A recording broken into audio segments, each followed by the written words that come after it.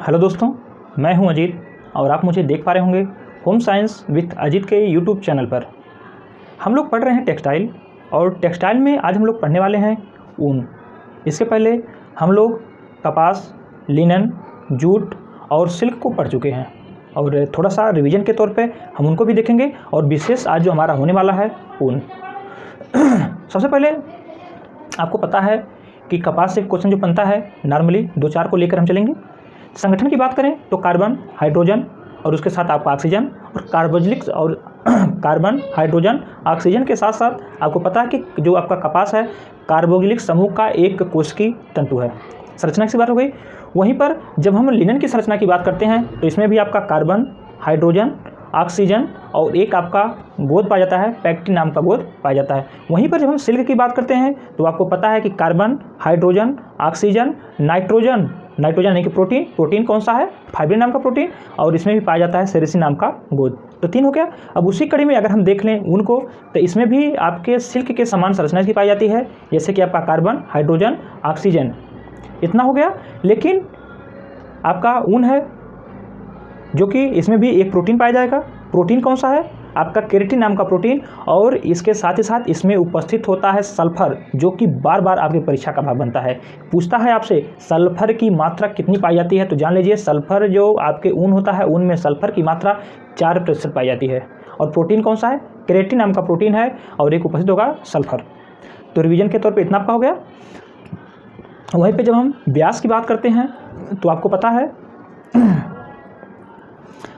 है जब हम बात करते हैं कि कपास के व्यास की बात करते हैं, लिनन की बात करते हैं और आपके सिल्क की बात करते हैं, तो कपास के व्यास को देखते हैं तो हम लोग देखते हैं कि 15 से 18 माइक्रोन का होता है। वहीं पर जब हम लोग देखते हैं लिनन की बात करते हैं तो देखते हैं 12 से 15। वहीं पर जब हम सिल्क के व्यास की बात करते हैं तो हम लोग देखते हैं कि इसका जो है 9 से 11 माइक्रोन का व्यास हुआ करता है। वहीं पर जब हम घनत्व की बात करते हैं तो कपास में घनत्व देखते हैं कि 1.52 ग्राम पर सेंटीमीटर क्यूब होता है। जब लिनन की घनत्व की बात करते हैं तो 1.50 ग्राम पर सेंटीमीटर क्यूब होता है। जब वहीं पर सिल्क की बात करते हैं तो आपके सिल्क के कंडीशन में आपका 2 आता है। एक आपका गोंद रहित आता है जिसको कच्चा सिल्क के नाम से जाना जाता है, और एक आता है गोंद हटने के बाद।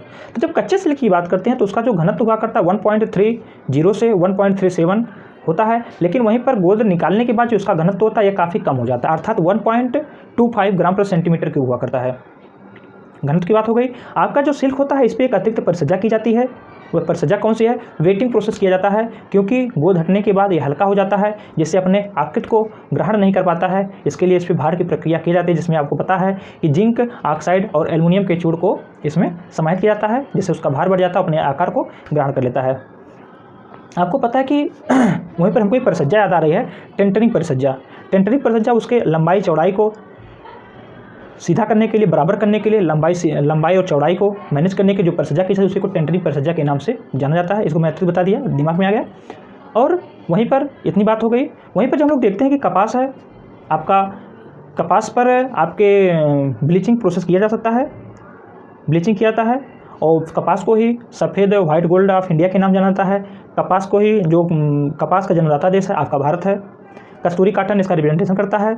और कस्तूरी काटन जो लोगो है कब लॉन्च किया गया, तो आपका 7 अक्टूबर 2020 है, जबकि प्रथम विश्व कपास दिवस कब मनाया गया तो 7 अक्टूबर 2019 है। तो इस पर ब्लीचिंग की क्रिया की जा सकती है। और वहीं पे जब लिनन की बात करते हैं तो इस पर ब्लीच किया जा सकता है। इस पर रंग जल्दी चढ़ता नहीं है और उतर भी जाता है, और जबकि कपास पे रंग पक्का भी होता है। ये दोनों के दोनों आपके वनस्पति जन्य के सेलुलोजिक के आपके रेशे हैं, अर्थात इस पर जो है आप लोग देखते हैं कि अम्लीय ना होकर के बल्कि क्षारी रंग का, क्षारी डाई का प्रयोग किया जाता है। और जब हम आगे बढ़ते हैं तो सिल्क देखते हैं तो बल्कि इस पर क्षारीय नहीं बल्कि अम्लीय रंग का प्रयोग किया जाता है। इस पर रंग पक्का भी होता है। और वहाँ पर हम लोग कपास लिनन में देख रहे थे तो इसके रंग को पक्का और अस्थायी करने के लिए फिटकरी और नमक का प्रयोग किया जाता था। और सिल्क को हमने देखा, इससे ब्लीचिंग क्रिया की जा सकती है, लेकिन नॉर्मल ब्लीचिंग घरेलू ब्लीचिंग का। और हम लोग बात करेंगे ऊन पे, थोड़ा सा आपका रिवीजन जरूर हो गया होगा। वहीं पर एक छूट रहा है जूट का आपको पता है कि यह जो है आपका सुवर्ण रेशा के नाम जाता है, यह सुनहरा पीला होता है। आपका 85% सिर्फ और सिर्फ बांग्लादेश में होता है, उसी को लेकर वह सर्वप्रथम स्थान पे है। भारत की बात करें तो आपका पश्चिम बंगाल उसका सबसे अधिक करता है। यह जो है आपका कठोर होता है और इसकी मजबूती वनस्पति जगत के जितने भी प्राप्त होने वाले रेशे हैं सबसे मजबूती इसकी सबसे कम होती है, अर्थात ये वस्त्र निर्माण में इसका प्रयोग नहीं किया जाता है। आपसे क्वेश्चन पूछता है कि इसका जूट का उपयोग हम किस में करते हैं, तो चटाई, दरी, कारपेट और गलीचा बनाने में इसका उपयोग किया जाता है। वहीं पे आपका क्वेश्चन पूछता है कि प्राकृतिक जगत का सबसे बड़ा रेशा कौन सा है। तो जब प्राकृतिक जगत की बात करें तो आपका सिल्क हो जाता है। मजबूती, इसकी विशेषता होती है मजबूती और चमक, इसकी 2 विशेषता हो गई। और ये प्राकृतिक जगत का सबसे बड़ा, लेकिन जब वहीं पर वनस्पत जगत की बात करता है तो आपका नाम आ जाता है लिनन का। और लिनन आपको किस पेड़ से प्राप्त होता है? तो आपका फ्लैक्स है, फ्लैक्स से आपका लिनन प्राप्त होता है। लिनन के छोटे तंतु को टो कहते हैं, जबकि बड़े तंतु को लाइन कहते हैं। वहीं पर कपास के छोटे तंतु को नाइल के नाम से जाना जाता है। और वहीं पर जब सिल्क की बात करते हैं तो आपका रिल्ड सिल्क आता है और आपका स्पून सिल्क आता है। वहीं पर जब जंगली सिल्क की बात करते हैं तो आपको पता है कि आपको मुगा सिल्क, टसर सिल्क और आपका एरी सिल्क आता है, जिसमें हमने देखा कि आपका एक तत्व था, एक प्रोटीन था जिसका नाम था टैनिन। इसी के कारण इसका रंग पीला कम था, तो भूरा। और जो है आपका एरी का सिल्क आपका सफ़ेद और मुलायम हुआ करता है। तो कुछ चीज़ों को हमने यहाँ पर देखा। जो इसका रेशम का कीड़ा होता है बाम्बेक्स मोरी के नाम जाना था, इसमें मुख पे 2 छिद्र पाए जाते हैं, जिसको जो है स्पिनरेट के नाम जानता है। जो कृत्रिम स्पिनरेट है इस पर कोटिंग की जाती है जो कि प्लेटिनम की हुआ करती है। तो चलिए अब इसी को हम बताते रहे, समय हो जाएगा समाप्त, तो थोड़ा सा ऊन के बारे में हम लोग प्रारंभ करते हैं। आज यहाँ पे जैसे आप लोग देख रहे हैं लिखा हुआ है ऊन, और इसी को हम लोग चर्चा करने वाले हैं। जब ऊन की बात आती है तो आपको पता है कि ऊन जो है आपके प्राकृतिक जगत का एक रेशा है। प्राकृतिक जगत में बात करें तो उसमें भी आपको पता है कि वनस्पति जगत आ जाता है, प्राणिज जगत आ जाता है और आपके खनिज आ जाते हैं। तो उसमें भी आपके प्राणी जगत में जो ऊन की प्राप्ति हुआ करती है तो इसका जो मुख्य स्रोत होता है आपकी भेड़ होती है। भेड़, ऊँट, बकरी, खरगोश, इन सबसे जो है इसकी प्राप्ति होती है। और जब आपको पता है कि प्राणिज जगत से है तो इसमें पाया जाएगा प्रोटीन। प्रोटीन कौन सा है? केरेटिन नाम का प्रोटीन पाया जाता है। ऊन में केरेटिन नाम का प्रोटीन पाया जाता है। और प्रोटीन के साथ साथ यहीं पर एक बार और पुनर्विजन हो जाए, प्रोटीन के साथ साथ इसमें पाया जाता है सल्फर। सल्फर की मात्रा 4% होती है। वहीं पे आपके एक देश का नाम आता है मेसोपोटामिया। मेसोपोटामिया से ही ऊनी वस्त्र निर्माण का, मेसोपोटामिया को ही ऊनी वस्त्र निर्माण की जन्मस्थली माना जाता है। मेसोपोटामिया को ही ऊनी वस्त्र निर्माण की जन्मस्थली के रूप में जाना जाता है। और दूसरे देश का नाम आता है इंग्लैंड। तो ऊन से वस्त्र बनाने का सर्वप्रथम कार्य कहाँ पे किया गया? इंग्लैंड नाम आता है। और वहीं पर ऊनी वस्त्रों के लिए जो विश्वविख्यात है वह भी आपका इंग्लैंड है। तो इंग्लैंड ऊन से वस्त्र बनाने का कार्य प्रारंभ कहाँ से हुआ? तो उसका भी नाम इंग्लैंड आता है। और उसके साथ ऊनी वस्त्र निर्माण के लिए जो विश्वविख्यात है वह भी आपका इंग्लैंड है। और आपका मेसोपोटामिया की हमने बात की तो निर्माण की ऊन से वस्त्र निर्माण का जन्मस्थली माना जाता है उसको। वहीं पे बात आती है एक और देश का नाम, जिसका नाम है स्पेन। स्पेन की जब बात आती है तो 13वीं शताब्दी का नाम आता है। 13वीं शताब्दी में आपके मेरिनो ऊन निर्माण किया गया था। तो पूछा जाता है मेरिनो में, देखिए मैं लिखता हूँ मेरिनो ऊन, आपसे पूछता है कि मेरिनो ऊन का निर्माण सर्वप्रथम कब किया गया? तो मेरिनो ऊन का निर्माण सर्वप्रथम 13वीं शताब्दी में किया गया। 13वीं शताब्दी में मेरिनो ऊन का निर्माण किया गया। और कहाँ किया गया? स्पेन में। जो मेरिनो ऊन है आपकी, यह जो मेरिनो ऊन है, मेरिनो ऊन है, यह मेरिनो नाम की भेड़ की मेरिनो से प्राप्त किया जाता है। और 13वीं शताब्दी में, और देश कौन सा है? आपका स्पेन है। वहीं पे जब हम ऊन की बात करते हैं तो आपका एक बहुत ही चर्चित है जो कि आपसे क्वेश्चन पूछता है मिंक कोट का। विश्व की सबसे महंगी कोट कौन सी है? आपकी मिंक कोट है, जो कि एक विक्यूना नाम के ऊँट के बाल से बनी हुई है। विक्यूना नाम के ऊँट के बाल से बनी हुई कोट है जिसका नाम है मिंक कोट। और यह प्रसिद्ध है विश्व की सबसे महंगी कोट। विश्व की सबसे महंगी कोट मिंक कोट, विश्व की सबसे महंगी कोट मिंक कोट। और इसका जो निर्माण होता है विक्यूना नाम के ऊँट के बाल से होता है। वहीं पे दूसरा नाम आता है वैक्टियन ऊँट।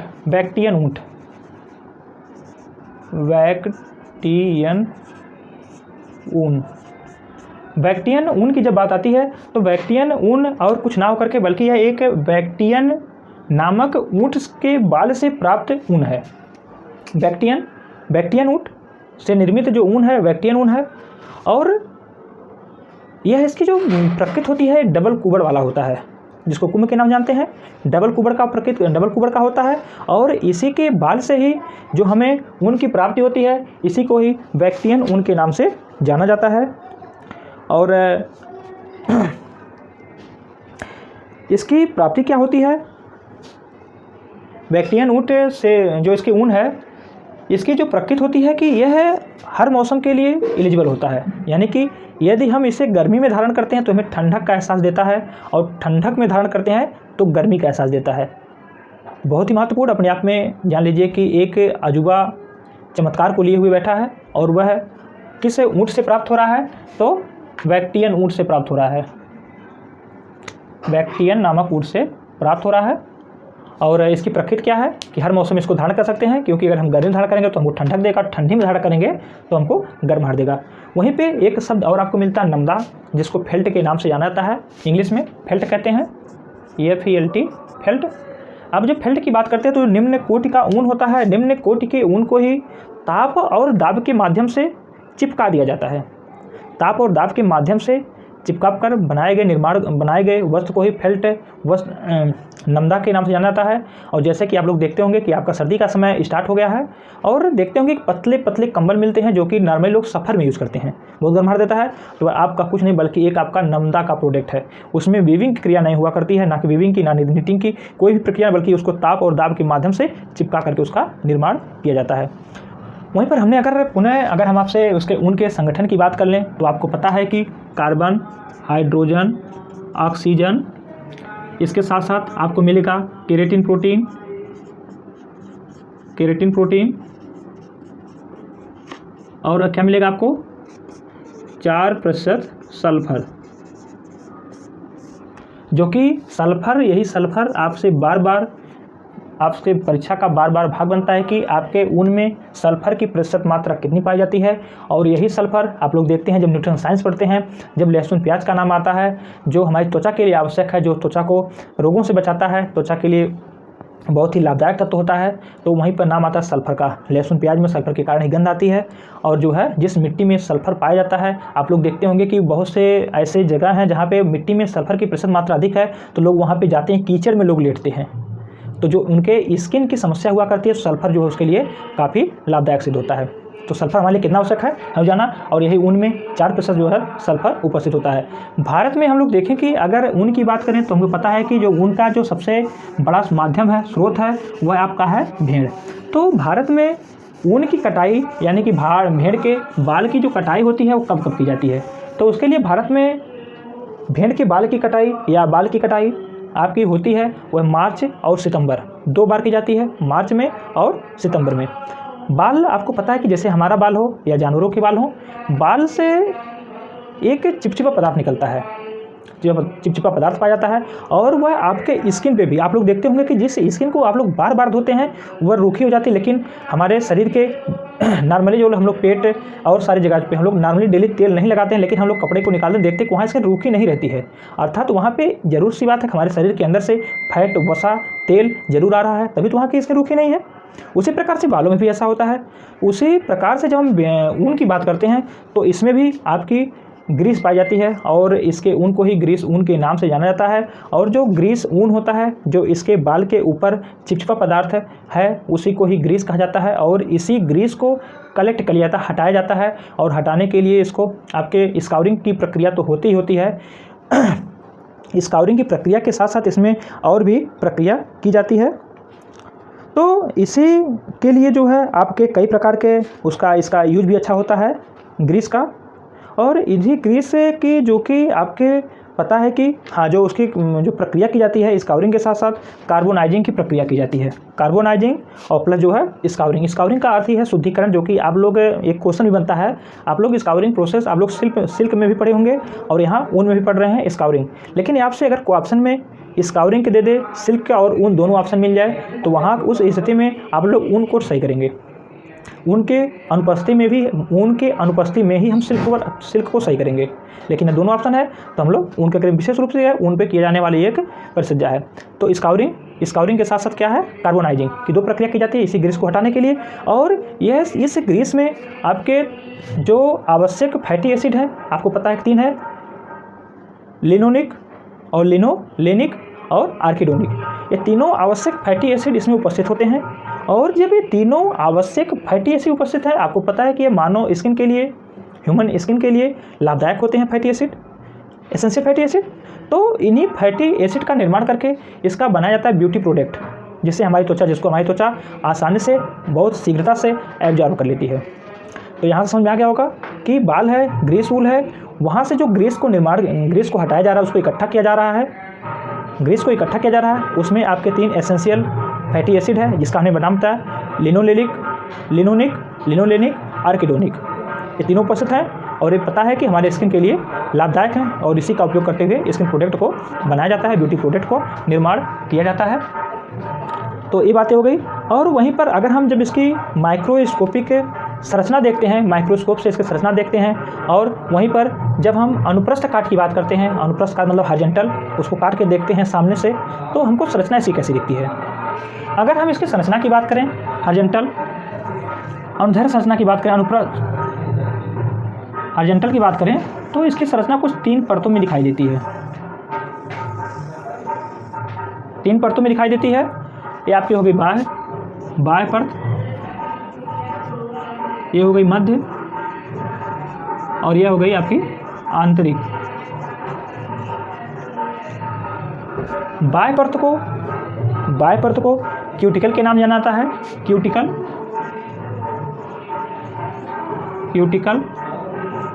इसको जो है, इसको देखिए जो है आंतरिक परत है, इसको मेडुला, और इसको जानते हैं कार्टेक्स, इसको जानते हैं कार्टेक्स के नाम से। अब जब उनकी हॉरिजॉन्टल यानी कि अनुप्रस्थ काट को देखते हैं तो यहाँ पे हमको 3 परत दिखाई देते हैं। इन्हीं 3 परतों से जो ऊन है, बाल है, उसका निर्माण होता है। अब जो आंतरिक परत है मेडुला इसको कहते हैं, और जो मध्य परत है इसको कार्टेक्स कहते हैं, जो बाह्य परत है इसको क्यूटिकल कहते हैं। जब मेडुला की बात आती है तो मेडुला देखते हैं कि यहाँ से जो बाल होती है, बालों में चमक और मजबूती, बालों को चमक और मजबूती इसके आंतरिक लेयर से प्राप्त होती है, चमक प्लस मजबूती। लेकिन वहीं पर जब हम लोग देखते हैं बाल को, देखते हैं कि बाल का रंग भिन्न भिन्न हुआ करता है। किसी का बाल थोड़ा सा, किसी जानवर का बाल थोड़ा सा लाल होगा, किसी का हल्का मटमैला पीला होगा, किसी का हल्का मटमैला लाल होगा, तो भिन्न भिन्न काला, काले में भी भूरा, तो इस तरह के देखने मिलता है। तो जो यानी कि कोई पिगमेंट होगा जो इसके कलर को डिफाइन करता है। आपको पता है कि हम लोग मानव स्किन में देखें तो आपका मेलेनिन नाम का तत्व पाया जाता है, जो कि आपके स्किन में पाया जाता है, और यहीं से मानव के कलर का डिफाइन होता है। डिपेंड करता है कि अगर मेलानिन की मात्रा अधिक होगी तो व्यक्ति काला होगा, उसकी मात्रा कम होगी तो जो व्यक्ति गोरा होगा। और यही मेलानिन इसमें भी पिगमेंट का काम करता है, और इस मेलानिन की जो उपस्थिति होती है वह होती है कार्टेक्स यानी मध्य भाग में, और इसी मध्य भाग में आपका पाया जाता है मेलानिन। आपका क्या है? पिगमेंट है,